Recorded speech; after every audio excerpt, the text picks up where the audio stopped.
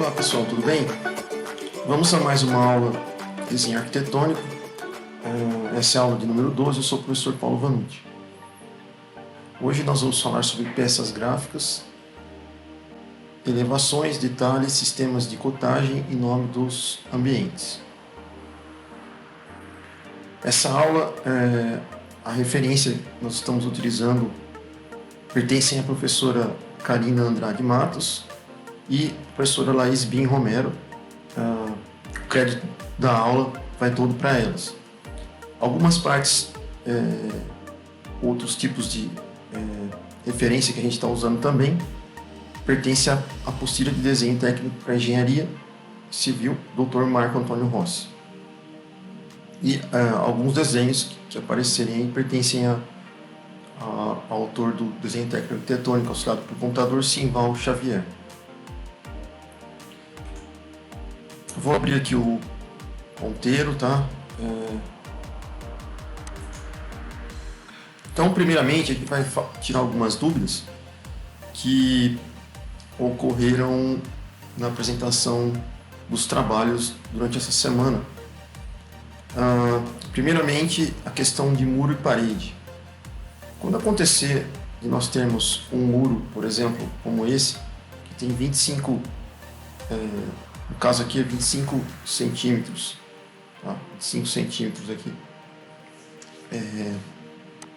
de espessura, e você tem com ele um muro de espessura menor de 15 centímetros, como que eu vou representar isso aqui na planta? Na planta, nós temos aqui, por exemplo, um muro representado por 25 milímetros e 15 milímetros. A espessura maior, o muro com espessura maior, se ele tiver em nível diferente com um muro de espessura menor, você vai precisar colocar aqui um degrau, tá? Com uma divisória, né? Na verdade, só uma linha um pouco mais grossa, tá? Para representar esse degrau.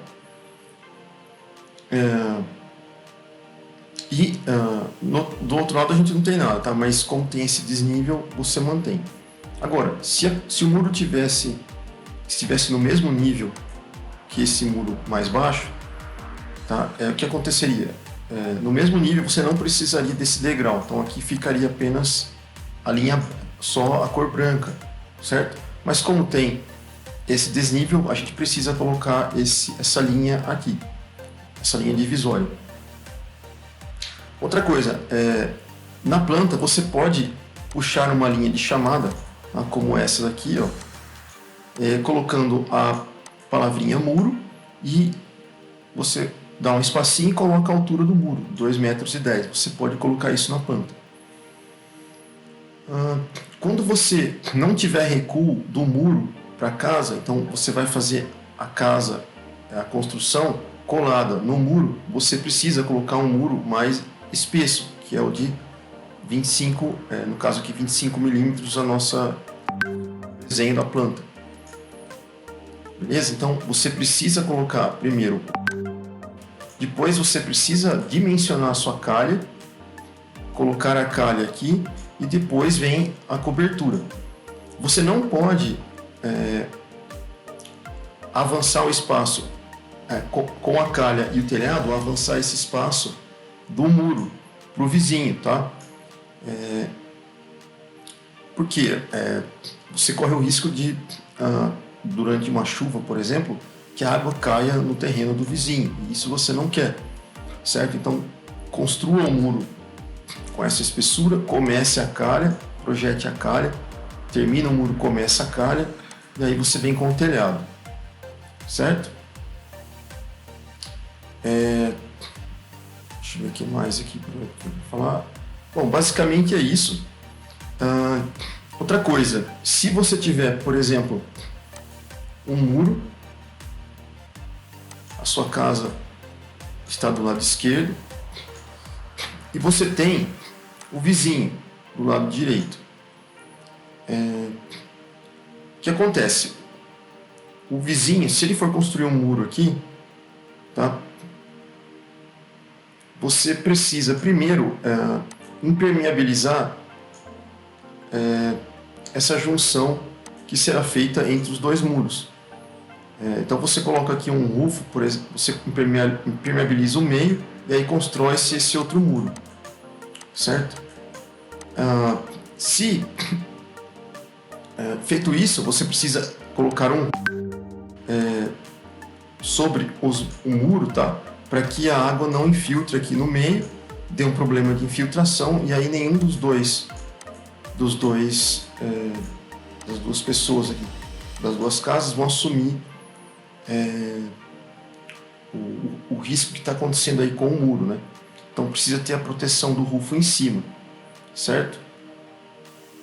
Ok.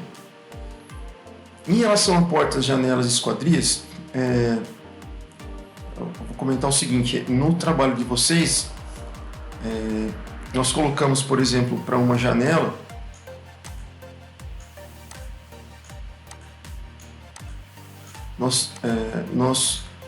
algumas pessoas colocaram aquela cotagem, né, de, por exemplo, 10 por 20 e aqui 20 de novo.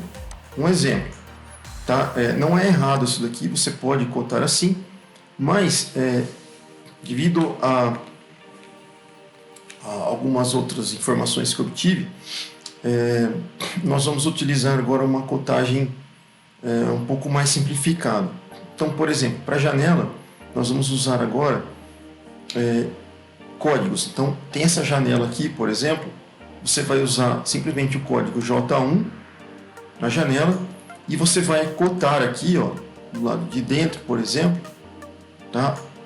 Ou se você estiver cotando para o lado de fora, você vai cotar o vão onde vai a janela, certo? Então aqui vai estar cotado, você vai colocar a cota aqui do vão e aqui o valor, o código da janela, beleza? Mas onde vão as medidas da janela?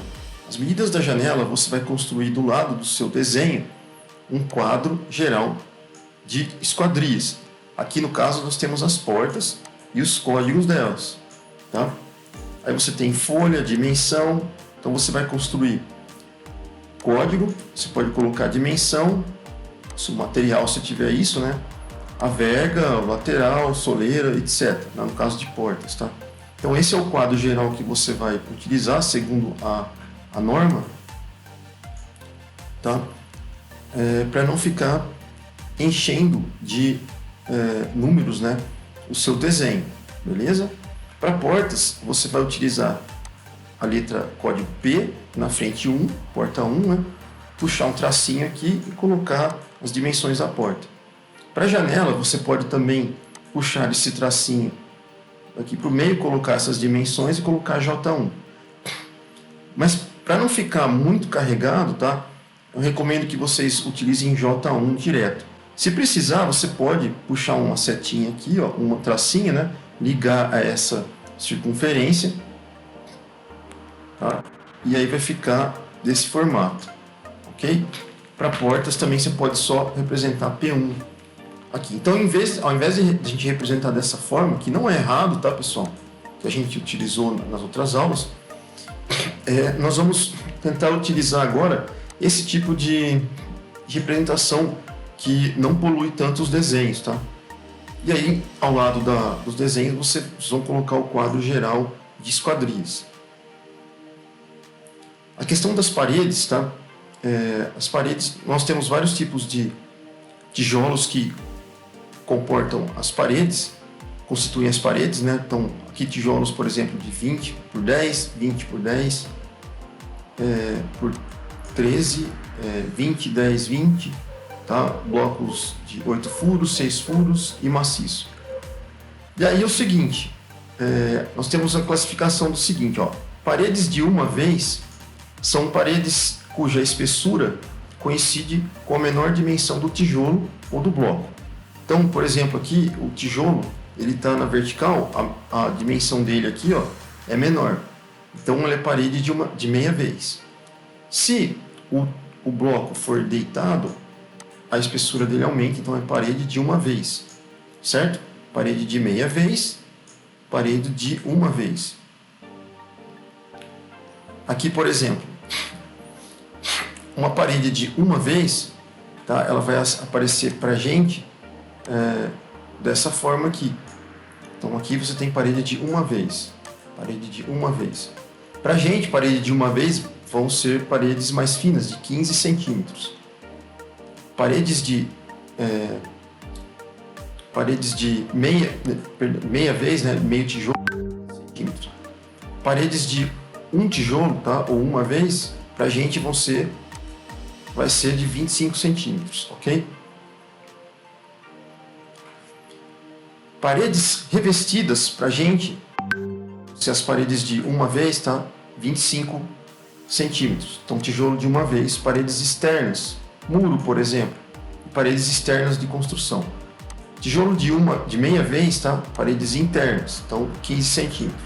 E tijolo espelho, paredes divisórias, 10 centímetros. Paredes sem revestimento ou em osso, tá? Tijolo de uma vez, a gente vai usar 20. Tijolo de meia vez, 10. E tijolo espelho, parede divisória, 5,5. Aqui, em relação, por exemplo, a laje e a viga. Então, quando vocês forem desenhar a laje, vocês vão ter que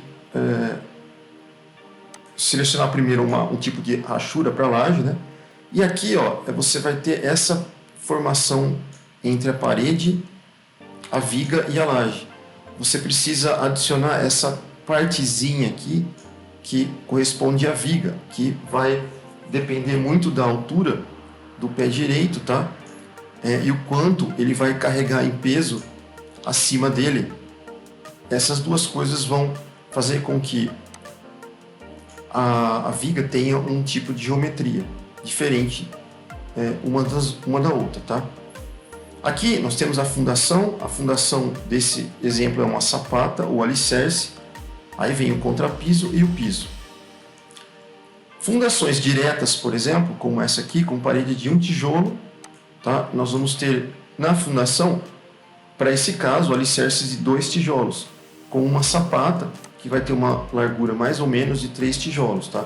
A representação que você vai ter é essa daqui. Parede de meio tijolo, você vai ter um alicerce de 1,5 tijolo, com sapata de mais ou menos 3 tijolos. Tá? A representação está aqui. Então, para as vigas, né, para a parede de um tijolo, nós vamos ter aqui a viga mostrada, né? Então, a altura e espessura das vigas vão variar de acordo com o pé direito e o peso que ela carrega aqui em cima, tá? Então, você não pode esquecer de representar dessa forma no seu desenho a parte da viga, tá? Sendo que aqui nós temos a parede e o revestimento dela.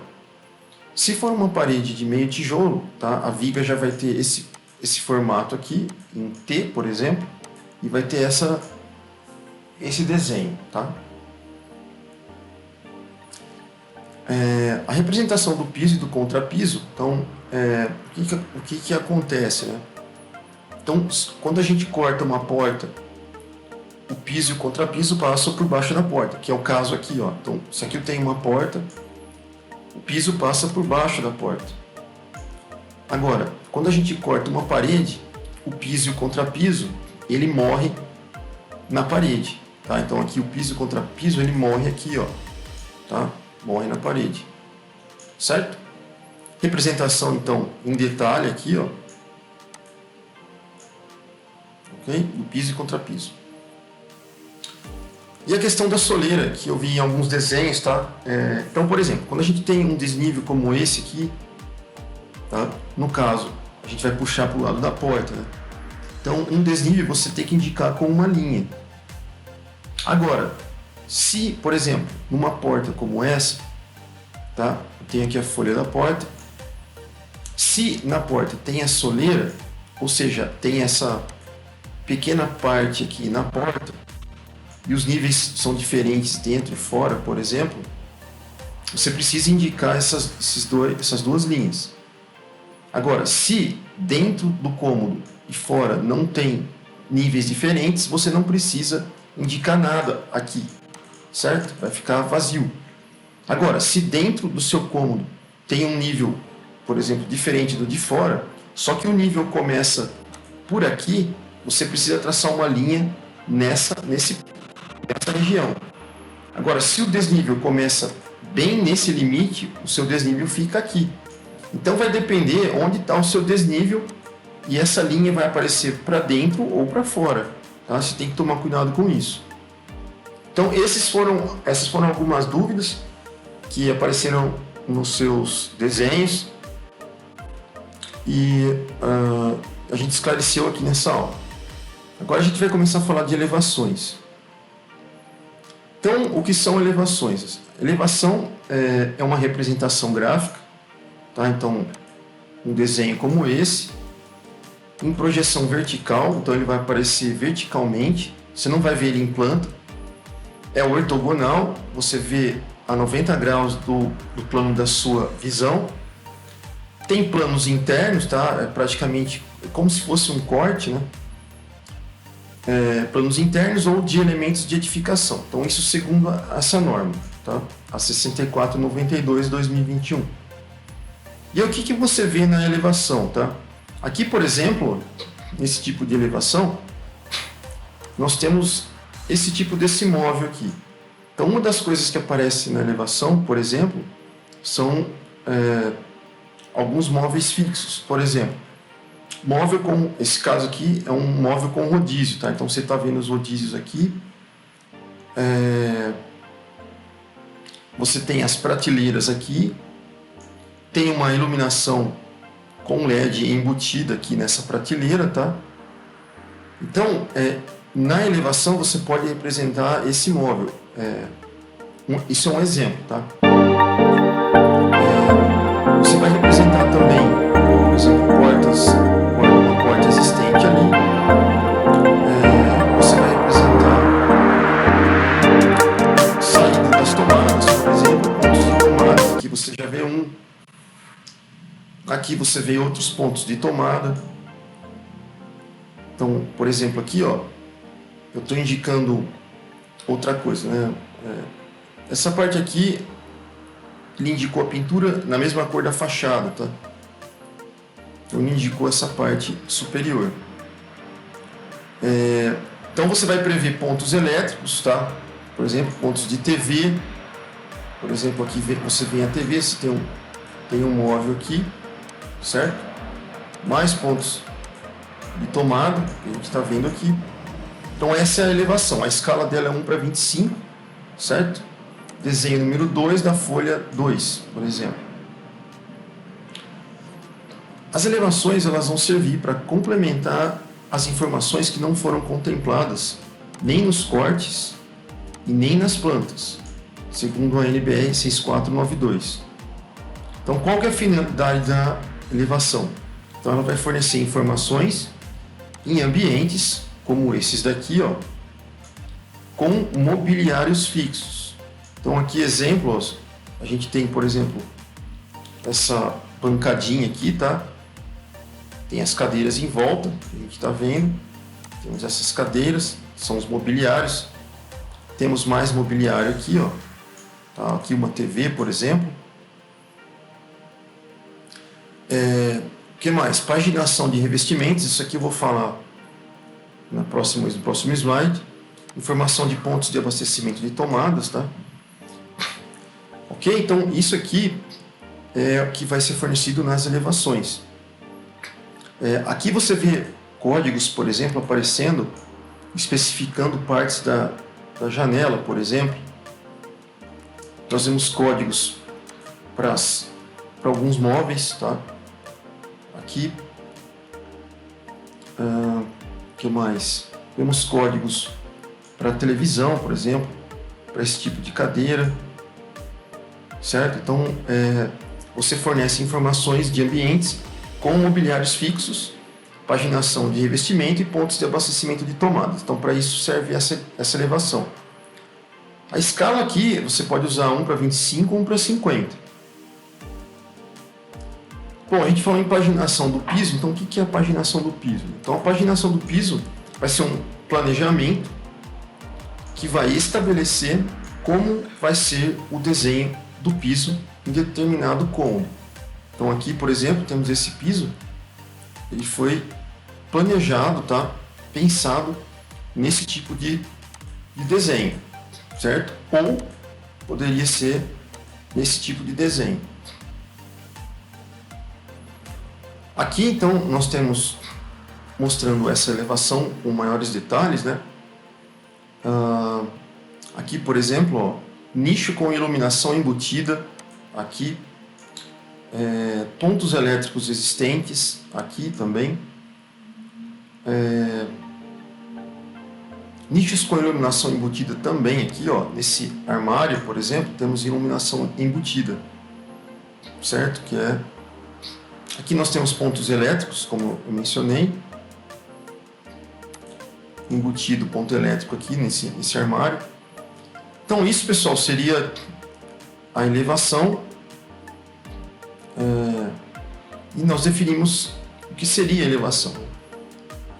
Bom, mas se a gente colocar a fachada e a elevação comparar os dois, né? Qual seria a diferença? A fachada nós vamos avaliar utilizando um plano externo à sua edificação. Por isso que você vê, por exemplo, a frente ou a lateral da fachada, você vê de um plano externo. Já a elevação é um plano interno, tá? Você trabalha como se estivesse cortando ali. Como que você indica as fachadas, elevações e vistas? Então, elas vão ser indicadas nas plantas com esse tipo de indicação aqui, tá? Então, o número do seu desenho em cima e o número da prancha embaixo. Tá? E essa representação triangular aqui que a gente está vendo. Bom, agora a questão de detalhes e ampliações. Então, representação gráfica de todos os pormenores necessários de uma edificação, se tiver, claro, numa escala que foi selecionada, né, de antemão, para completo entendimento do projeto e para possibilitar a sua correta execução. Então, isso aqui seria a questão de detalhes e ampliações. Então, aqui, por exemplo, eu tenho um corte mostrando uma claraboia e um jardim. Então, a claraboia é um tipo de iluminação zenital, tá? Ou seja, uma abertura feita no telhado de uma construção que favorece a entrada de iluminação.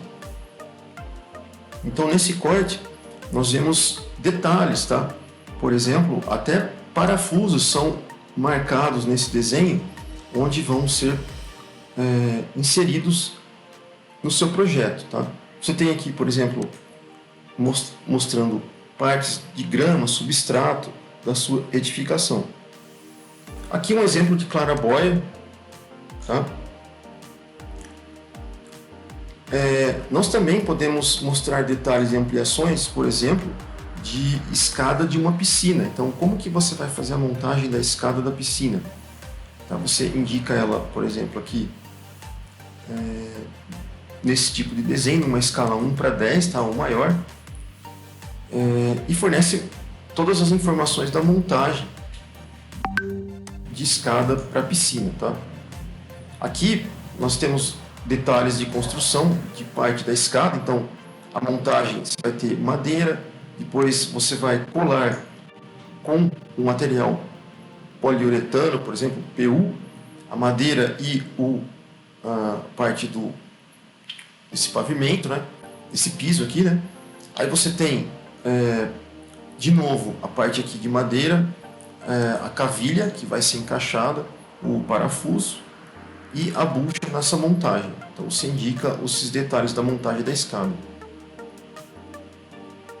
Para marcações de detalhes e ampliações, a gente vai representar as mesmas, tá?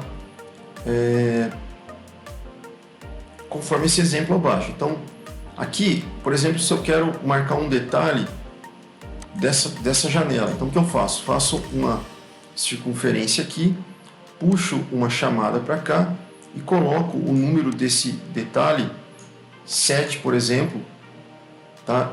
Então, número do desenho 8, no caso aqui, número do detalhe 7, e aqui o número da sua prancha, 12.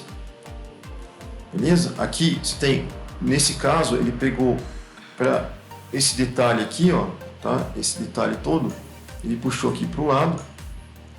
Então ele tem, só que ele fez com linha tracejada, tá? O número do desenho é 8, o número da prancha é 14. E aí você pode criar um código numa tabela mostrando esses detalhes, explicando se caso isso seja necessário. Ok, cotas. Então, as dimensões mostradas nos desenhos vão receber o nome de cotas. Elas são muito importantes, tá? Pois elas vão permitir a construção exata e objetiva do seu projeto. Então, os desenhos têm que conter todas as cotas necessárias para permitir a completa execução da obra. Ok? A norma NBR 10.126 ABNT de 87, tá? Com uma versão corrigida de 98, ela fornece os princípios gerais de cotagem. Então você pode procurar essa norma no site da biblioteca da Unesp, que você vai encontrar isso aqui lá, tá atualizado. Ela fornece todos os princípios da cotagem através de linhas de símbolos, notas e valores numéricos. Os elementos que a gente usa para cotagem, pessoal, são linhas de cota. Então aqui, por exemplo, eu tenho uma linha de cota, é a linha que suporta o número que é a cota. Temos uma linha auxiliar, que é a linha que é puxada de cima para baixo. Aqui está o objeto que você está medindo, né? E aqui a linha auxiliar. A linha limite da linha de cota, né? No caso, aqui ele usa o limite da linha de cota é a nossa seta, tá? É a nossa seta. E o valor numérico da cota. Então, esses 4 itens aqui vão representar a nossa cota.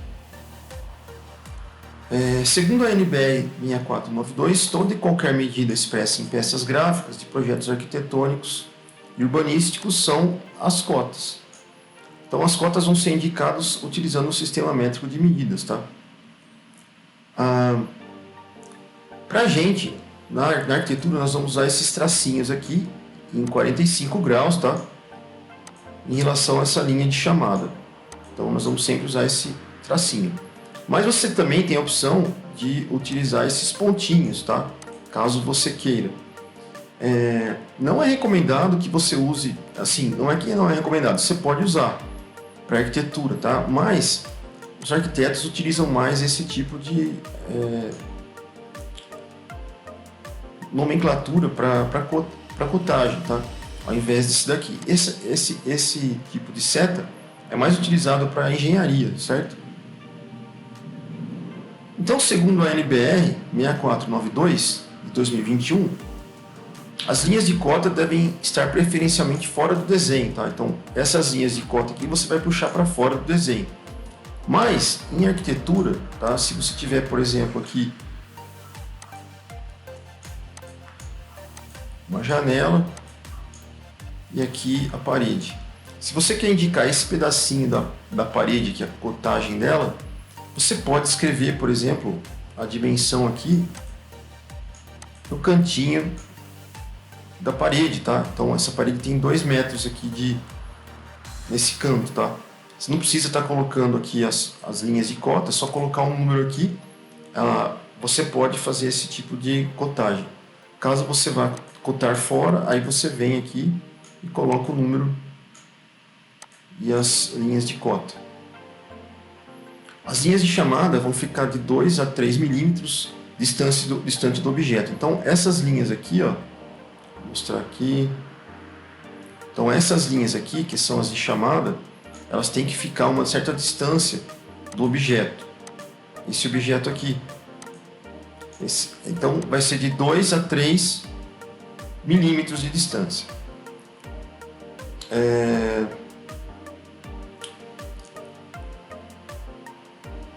As cifras, no caso os números, tá? Que a gente escreveu aqui, eles vão ter de 2,5 milímetros a 1,8 milímetros de altura. E eles não encostam na linha de cota. Tem um espacinho aqui, tá vendo? Ó? Você não encosta na linha. Se a dimensão da cota não permitir, quando a dimensão a ser cotada não permitir a cota na sua espessura, tá? você pode colocar a cota ao lado, indicando o seu local exato com uma linha. Então, se não coubesse aqui, por exemplo, essa cota, você poderia puxar uma linha aqui, ó, e colocar a cota aqui do lado, certo? Em cortes, você vai marcar somente as cotas verticais, tá? Beleza? Principalmente para arquitetura, hein? E você vai evitar duplicar cotas, tá? Você não quer isso. Então aqui temos o objeto. Se a gente for cotar em pontos, é isso aqui. Em traços, tá? Para arquitetura. E em setas, mais voltado para engenharia. A cota sempre vai ser colocada, pessoal, acima da linha de cota. Então, ó, a cota nunca vai vir aqui embaixo. Muitos desenhos de vocês vieram com cotas aqui embaixo. Você vai colocar a cota em cima dessa linha aqui, ok? Se a linha de cota estiver na posição vertical, você vai jogar sempre a cota para o lado esquerdo. Ó, esquerdo. Nunca para o lado direito. Sempre para o lado esquerdo. Se a linha estiver inclinada, como esses exemplos aqui, ó, você vai colocar a cota seguindo a inclinação aqui do lado de cima, tá? E outra coisa, cotas maiores você vai jogar para baixo, cotas menores mais próximos do objeto. Isso evita que as linhas se cruzem. Linhas de cota não podem se cruzar, tá? Você não pode ter cruzamento de linha de cota. Se você tiver um objeto que você está, como esses daqui, que você precisa cotar, são circulares, você pode inserir linhas de centro que vão indicar a localização do centro do objeto. Beleza? E aí você usa a linha de centro até a superfície do objeto e a partir daqui você cota, você coloca a linha de chamada e faz a cotagem. Então você pode usar dessa forma. Cotagem entre linhas de centros de furos, por exemplo, você pode cotar desse jeito aqui, ó, tá? Circunferências são cotadas pelos diâmetros, então aqui você pode cotar. Normalmente quando aparece assim, aparece um Rzão na frente, de raio, tá? E aqui, normalmente eles colocam um zero rasgado, que é diâmetro de 20, tá? Ou você pode cotar desse jeito, pode cotar desse jeito, pode cotar assim, desse jeito e desse jeito. Todas as cotas aqui são possíveis, tá? Você pode usar qualquer uma delas. Se você for cotar raios, por exemplo, você vai cotar uma esquina onde tem um quarteirão, você pode cotar dessa forma, ou dessa forma, ou dessa forma, ou dessa forma. Quando tiver raio, né, você vai colocar a letra L. Então, para cotagem de raios, deverá ser utilizada uma das formas abaixo, que é o que eu já falei. Se o centro estiver indicado, por exemplo, aqui o centro está indicado. Onde está indicado, tá? Deveria estar indicado aqui, né? Aí você pode omitir o raio. Se o centro não tiver indicado, você precisa colocar a letrinha R na frente, tá? Que é o caso desses dois. E aqui a gente tem os exemplos de cotagem, pessoal. Ó. Sempre a cota para a esquerda, a cota para cima da linha de cota. Tem que respeitar uma distância aqui, ó, do objeto até a linha de cota, ó, do objeto até a linha de cota, do objeto até a linha de cota. Essa cota é maior que essa, então ela vem para fora, tá? mais para fora aqui. Aqui, preferencialmente, as cotas são colocadas do lado de fora. Para o lado de dentro, você pode, por exemplo, cotar dessa forma, mas normalmente o pessoal da arquitetura, eles colocam um número direto aqui, ó, sobre o lado, tá? É uma outra forma que você pode utilizar. Beleza? Exemplos aqui de cotagem. A cota de nível, então, a indicação de nível altimétrico é referenciada em peças gráficas de projetos arquitetônicos e urbanísticos, é dado pela norma 6492 também. Então, você sempre vai indicar um diâmetro, no caso aqui de 5 milímetros da circunferência, você vem com o valor do nível e mais e menos se ele estiver acima ou abaixo. a letra tem que ter 2,5 milímetros de altura. Assim, se você tem, aqui você tem uma escada, por exemplo, tem um nível aqui acima e um nível abaixo. Então, como os níveis são diferentes, eu tenho que colocar um nível em cada lado. Se não tivesse nada separando os dois aqui, mas eu tenho cômodos diferentes, você só poderia colocar um único nível aqui, tá? Só que é interessante, para quem está olhando o desenho, mesmo que não tenha uma separação aqui, e somente cômodos separados, né? Então, se eu tivesse aqui, por exemplo, ó, então nós temos esse cômodo 1 e o 2. Se eu colocasse um nível aqui desse lado, e não tem nada separando aqui desse nível para o outro, eu já percebi que os níveis são iguais dos dois cômodos, tá? Mas nunca é demais você indicar um nível aqui dentro, mesmo que não tenha separação nenhuma aqui, tá? Isso evita erros, tá? Se você olha para esse cômodo e já vê o nível, e para esse também você vê o nível, você vê que os dois são iguais, estão no mesmo nível. É até mais fácil de você identificar o nível em cada cômodo. Agora, se você tiver em corte, você pode usar esse tipo de nível, tá? E nome dos ambientes. Então, é indispensável a colocação de nomes em todos os ambientes que você for projetar, assim como as áreas úteis e as cotas de nível. Então, os nomes que aparecerem aqui dentro dos ambientes tem que ser letras padrão ABNT, tá? Todas as letras na horizontal, letras maiúsculas, no centro do ambiente, você não vai colocar ele no cantinho, tá? Em seguida, a área vai estar abaixo do ambiente, então está aqui a área. As letras vão ser menores do que as que você escreveu aqui e o nível vai estar próximo a essa área. Você pode colocar embaixo, aqui, por exemplo, tá? O nível. Mesma coisa aqui, ó, vai estar próximo. Agora a parte de sistemas de cobertura. Então, a planta de cobertura, tá? Que a gente vê aqui, por exemplo, é uma representação ortográfica superior de uma edificação, tá? Ou uma vista aérea do seu telhado, certo? A finalidade dela é a representação detalhada de todos os elementos do telhado, tá? Ou a eles vinculados. Feito essa pequena introdução, a gente tem aqui exemplos de coberturas que podem ser feitas de vários formatos. Então a gente tem uma infinidade de coberturas, tá? Eu coloquei algumas para vocês aqui. Esses formatos aqui de cabos e lonas você vê principalmente hoje em grandes eventos, né, de shows, por exemplo. Você vê esse uso de tendas, né? Já a parte de treliças você vê mais em edificações industriais, tá? Essa daqui, tá? Arcos, cabos e membranas, é um pouco difícil de visualizar por aí, tá? Mas na cidade, por exemplo, de Americana, você tem no centro esportivo de Americana, você tem uma cobertura parecida com essa daqui, tá? Formada por cabos, lonas e uma estrutura fixa arqueada.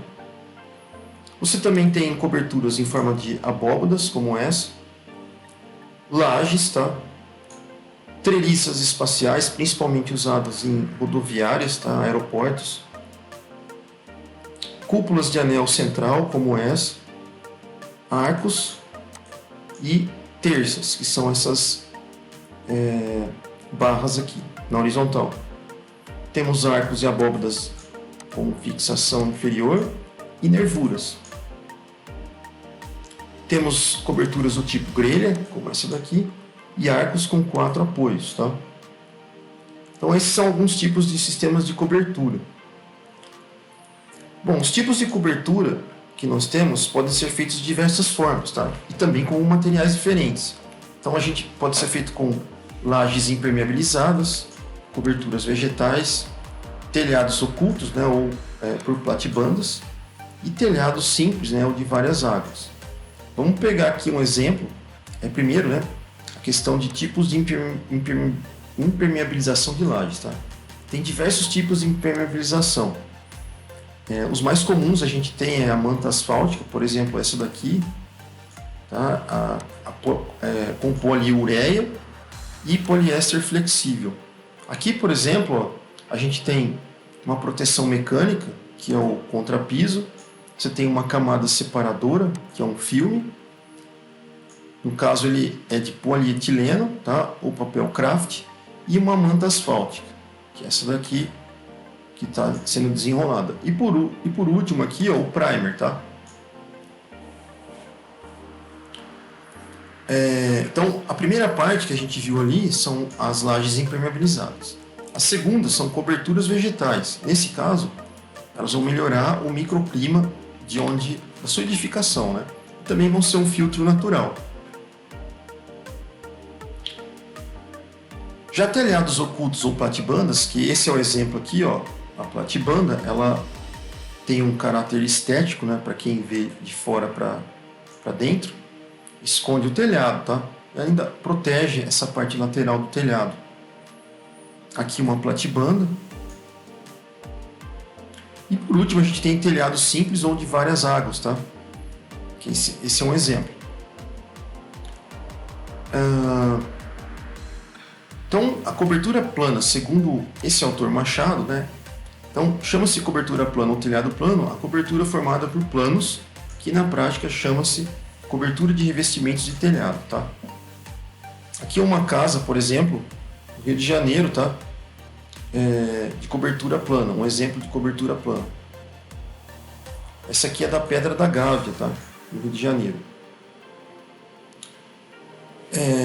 Então os telhados são formados por um ou mais planos, tá? Então aqui um plano, aqui dois planos. Só que cada plano a gente vai chamar, de acordo com a sua inclinação, como uma água, duas águas, três águas e quatro águas, certo? Elas vão poder ter a mesma inclinação ou não, depende do projeto.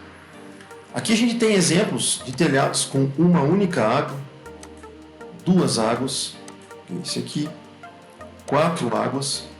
Esse é um telhado tipo shed, tá? Com telhas aqui e vidro desse lado. E nós temos esse tipo de telhado mais complexo, tá? As partes do telhado a gente vai mostrar mais à frente. Aqui a gente tem águas que são geralmente de forma quadrilátera, então paralelogramos ou trapezoidal. Então aqui você vê um quadrilátero, por exemplo. No traçado das plantas de cobertura, pessoal, planas, então o problema nesse caso são as intersecções dos vários planos. Você vai ver aqui que você tem várias intersecções aqui, ó, certo? Para criação dos planos do telhado. Para fazer essa construção do telhado, a gente vai usar o seguinte teorema, tá? Então, a intersecção de dois planos, então plano 1 com plano 2, gera essa intersecção. A intersecção de dois planos de igual declividade é a bissetriz do ângulo formado pelas horizontais de mesmas cotas do plano. Então, isso aqui garante para a gente a construção de um telhado e sua geometria, né? Bom, a parte superior do telhado, a gente tem um telhadinho aqui, tá? A parte superior do nosso telhado vai ser chamado de cumeeira, que vem de cume, certo? A parte mais alta, cumeeira. Ela é uma linha divisória de duas águas, então uma água aqui, outra água para lá. Depois nós temos essa parte que é ligada na cumeeira até a base aqui, né? Que é o espigão, certo? E aqui essa partezinha que é o rincão, certo? Então os espigões eles vão fazer ângulos com as projeções das paredes. Então aqui ó, você tem ângulos, ó, ângulo teta, e o espigão, que é essa linha que faz o ângulo entre as paredes. Eles dividem as águas, tá? Uma água, outra água, eles dividem aqui. E os rincões, né, formam ângulos com as projeções das paredes. Então tá aqui, ó. Um rincão, outro rincão. Para rincão, a gente vai representar por traço duplo, tá? E cumeeira, espigão, traço simples. Aqui uma vista melhor colocada, um desenho, né? Então você vai ver aqui, ó, o espigão. Aqui temos o beiral. Aqui a testeira. Aqui a cumeeira. E o que ele chama aqui, ó, nesse canto, de água furtada. Certo? Aqui uma outra vista, ó, então a cumeeira, o espigão, a água furtada, né? O beiral. E aqui são, em relação às telhas que a gente pode ter, telhas de barro, de argila, né? Tipo colonial, telha plana ou francesa, telha romana, telhas de alumínio. Esse tipo de telhado aqui, tá? Ele tem uma junção com um recobrimento de 5 a 10 centímetros. Você vê as junções das telhas aqui para a formação do telhado. Por exemplo, um recobrimento, esse aqui de telhas de zinco, por exemplo, você vê aqui que um quarto dela, um quarto de onda, essa junção entre elas. Tá? Aí como que você prende esse tipo de cobertura, né?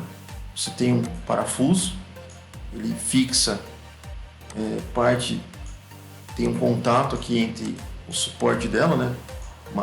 O madeiramento, né? E ela é fixa. Temos também as calhas, ó, certo? E aqui alguns nomes. Eu vou passar para essa imagem que está melhor, tá? Tá de frente aqui. Então assim, ó, a parte superior, né? Essa parte superior aqui, que seria essa parte, se for tudo de madeira aqui, tá? Então essa madeira aqui é chamada de cumeeira, tá? Essa parte separada. A madeira que está na vertical, a gente vai chamar de pendural, tá? Que está aqui, ó, pendural, olhando de frente. Daí nós temos essa daqui, que é a escora ou asna. Temos essas duas, né? Então a escora ou asna. Ele também chama de mão francesa, tá? Mão francesa, escora ou asna. Tem um monte de nome, né?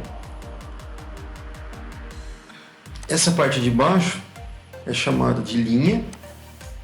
Então temos aqui, ó, a linha, ele chama de tensor também.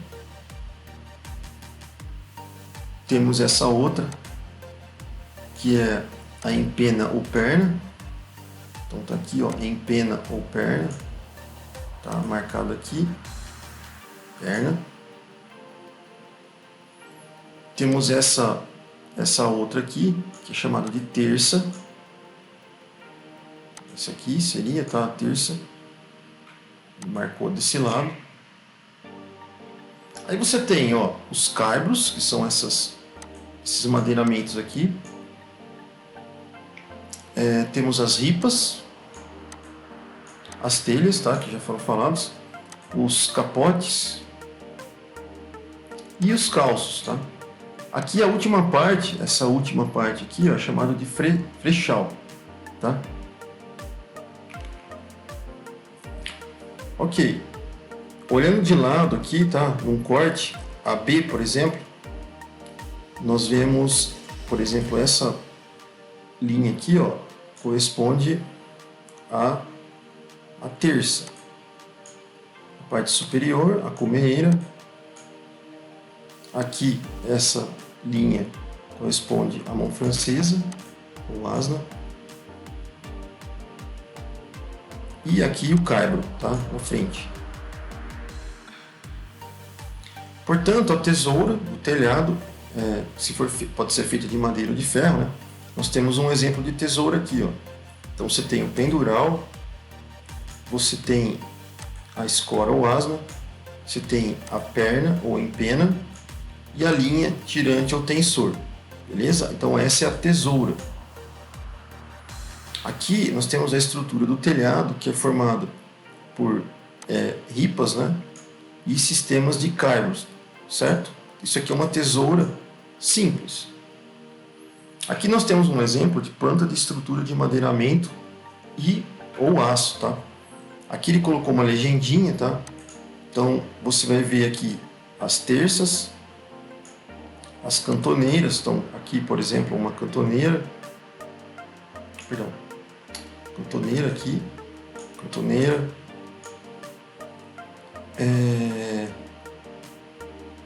caibro, que seria essas mais finas, tá? Aqui estão marcadas. Contorno da parede está pontilhado. E o beiral, que é esse daqui. A inclinação do telhado vai depender do tipo de cobertura, né? Você tem para isso a norma NBR 8039 e 83. Depois vocês verificam se ela foi atualizada, tá, pessoal? Na biblioteca da Unesp. Você tem aqui o tipo de telha. Por exemplo, uma telha francesa com um clima de chuva do ambiente de 35%, você vai um clima de chuva, né? Uma região que tem considerável chuva, né? Por exemplo, a nossa região aqui, por exemplo, no estado de São Paulo, interior, Bauru, por exemplo, vamos colocar mais São Carlos, tá? Que tem um clima de chuva tendendo de bom até frequente, tá? Então seria 35%. Então você vai usar uma inclinação, o clima de chuva é interessante, tá? Então você vai usar uma inclinação de telha de 35% se for uma telha francesa. Já ondulada, para o mesmo clima de chuva, você vai usar uma inclinação menor. Agora, se você for lá para a Serra de Ubatuba, por exemplo, onde chove pra caramba, né? Então você vai usar uma telha com 40% de inclinação. A inclinação, nesse caso, ela aumenta. Então aumentou a chuva, aumenta a inclinação. Então aqui, por exemplo, ó, 35% de inclinação, eu posso usar uma telha francesa. Já 40% corresponde mais ou menos aqui, ó, tá? Que seria esse tipo de inclinação. Aqui, ó, esse tipo de inclinação aqui, tá? Seria, no clima de muita chuva, uma telha francesa também. Então, aqui a gente tem esse exemplo que nos dá a porcentagem, tá? Inclinação do telhado. Agora o traçado do telhado. Então, para a gente traçar um telhado como esse aqui, primeiramente o que a gente vai fazer é achar sempre o ponto médio do telhado. Então, se eu tenho só um retângulo, eu não tenho essas linhas aqui ainda, só o retângulo. O que eu faço? Eu vou achar a metade do lado longitudinal, né? Que é um ponto aqui e um ponto aqui. E vou vir com a minha régua e traçar essa linha. Segunda coisa, o telhado, se ele tem as mesmas inclinações, eu vou medir o ângulo aqui, 45 graus, e vou traçar essa linha. Depois vou traçar essa outra linha com o mesmo ângulo, certo? Aí fez um cruzamento nesse ponto. Vou fazer isso para o outro lado também, certo? Em seguida, vou apagar o que tinha em excesso e vou ter o meu telhadinho. Então é assim que eu vou começar a traçar os telhados. Já esse aqui, por exemplo, é um pouco mais complexo. Então, como que eu começaria? Eu posso achar a metade dele, traçar uma linha horizontal, vertical aqui pela metade, até embaixo. Mesma coisa para esse lado. Eu acho a metade, traço aqui metade. Beleza? Em seguida, vou achar 45 graus para os outros vértices. Então aqui, aqui, aqui e aqui, 45 graus para cada vértice. Mesma coisa para esse, 45 graus. Vou cruzar com essa linha, apago o excesso, né? Vai ficar só dessa forma. Cruza com essa linha, forma esse ponto. Cruzo aqui, forma essas inclinações. Aqui que é o problema. Aqui, o que nós vamos fazer? Nós vamos pegar os esquadros, né, traçar uma paralela seguindo essa linha aqui, traçar com o esquadro essa inclinação aqui, tá? Beleza? Que seria o rincão aqui. Ok? Essa inclinação, com esse ponto e esse, eu só fecho ele aqui, tá bom? Esses níveis aqui, esse nível aqui está mais baixo e esse nível aqui está mais alto. Beleza? Só lembrando isso aí. Então é assim que vocês vão traçar um telhado, pessoal. Esse aqui já é mais complexo, tá? Ele utilizou uma vista em planta aqui do objeto e cruzou com inclinações que ele já conhecia para gerar esses pontos, e a partir dessa vista superior ele apenas cruzou e fez o telhado, tá? Então ele tem que ter essa vista superior, tem essa vista lateral aqui, cruza esses pontos aqui com uma linha já fixa aqui no meio e ele consegue criar esse telhado. Esse outro aqui, o que ele fez? Se eu tenho esse ponto aqui de origem, se eu dividir ele no meio, tá? Achar a mediatriz dele, eu vou gerar essa linha para cá. Se eu tenho esse ponto e tenho a metade desse lado aqui, eu vou também achar essa linha aqui. Essas duas linhas, tá? Geram essa entrada no telhado.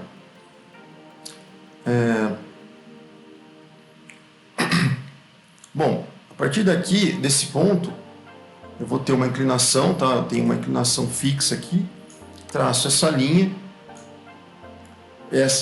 aqui é paralela à outra, e essa distância eu tenho que ter o quanto que eu vou recuar do meu telhado, né? Desse ponto eu conservo a parte mediana, né, desses dois e traço esse telhado lateral. Bom, aqui seria mais uma questão de transporte, tá? Então, por exemplo, primeiro eu faço esse traçado e gero uma linha no centro. Aqui ele forma um retângulo. Eu vou transportar esse triângulo, tá, com essa base até aqui. Daí eu copio o triângulo aqui. Só que essa parte que eu vou considerar apenas, tá? A outra parte não. Faço a mesma coisa do transporte desse triângulo para cá. Considero apenas essa parte de inclinação. Então eu vou ficar com isso aqui, ó. Certo? Aqui eu traço essa parte, continuo até encontrar. Transporto esse lado para cá. Esse lado. Encontro esse ponto. Fixo os dois, gera o telhado também. Aqui também é uma questão só de transportar, certo? E esse aqui é mais complexo, você tem que imaginar pontos externos, tá? Para fazer essa parte do telhado aqui. Aqui um telhado, tá? Você vendo ele em cortes, os cortes separadamente. Aqui um outro tipo de telhado.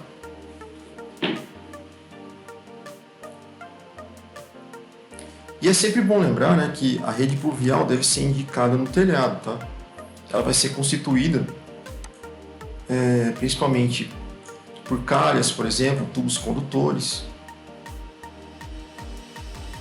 Aqui a gente tem um exemplo de planta de cobertura, tá? Vocês já fizeram em algumas aulas. E a gente finaliza por aqui, pessoal. Ok? Então até a próxima e bons estudos. Bons estudos.